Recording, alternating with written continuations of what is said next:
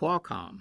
Now, the fascinating thing about Qualcomm is look at how long it kept building bases and breaking out and not working.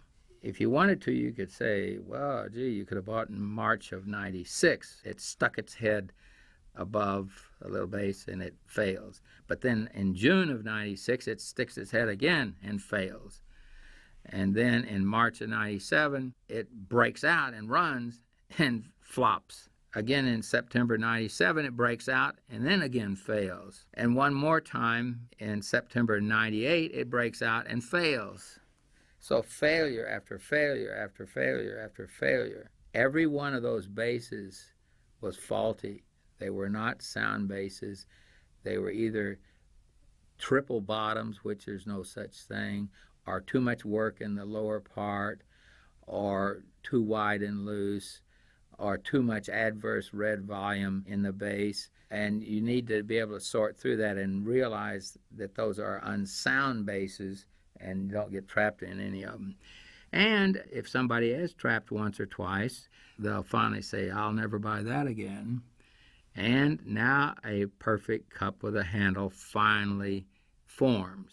And you buy into that, and you're off to the races for a big run and fast. If you get good enough in charts over the next 5 or 10 years, there'll probably be one stock that'll come along, that'll break out, and it'll do it in 6, 8, 10 months and go up 4 or 5 times or 10 times or something. And you sure don't want to botch that up, and you want to handle it right. But this is an example of one that came out, and it goes from 7 to 190, and it does it pretty fast. And either you were with it and handled it, or maybe you might have said, wow, man, this thing's had a climax top, and you sell out at 20, and it goes to 190. So the rules also will tend to tell you that from your first base, you won't get a climax top in the first 10, 12, 15 weeks. It just doesn't happen that way. It takes a lot more time.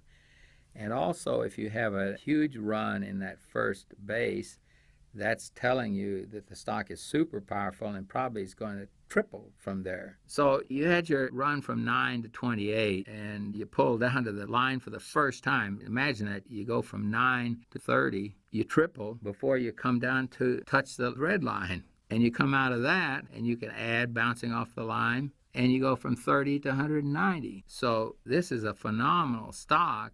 And just the sheer rapidity of it could throw you out and make you think I should take my profit. But it bounces off that line every single time. It does not close below the line anywhere from the buy point at the beginning all the way to the top, which is very unusual.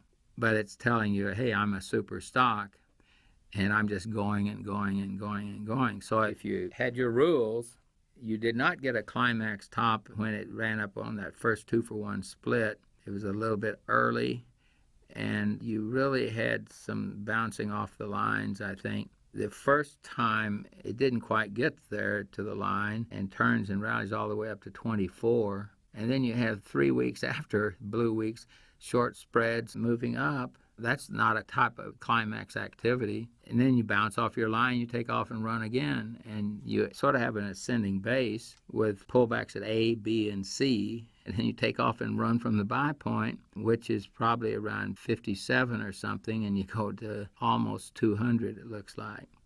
So unbelievable advances. So 8.5 to 195 or 200, what kind of percentage is that? Well worth handling correctly.